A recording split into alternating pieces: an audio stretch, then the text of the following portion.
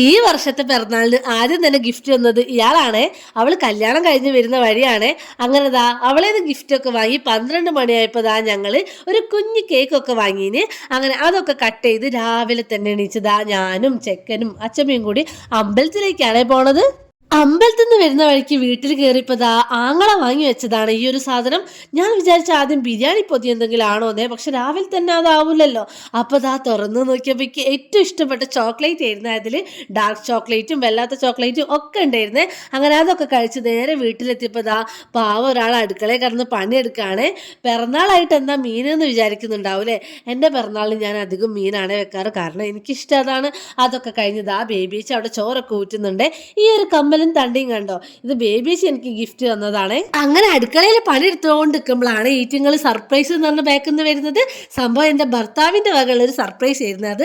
അതൊക്കെ കഴിഞ്ഞത് ആ കേക്ക് അറഞ്ചും പൊറഞ്ചൊക്കെ ഞങ്ങൾ വെട്ടിയെടുത്തിട്ടുണ്ട്. അങ്ങനെ അതൊക്കെ കഴിച്ചിരിക്കുന്നുണ്ട്. ഇത്രയ്ക്കാണ് ഇന്നത്തെ എൻ്റെ ഒരു ബർത്ത്ഡേ വ്ളോഗ് ഉള്ളത്.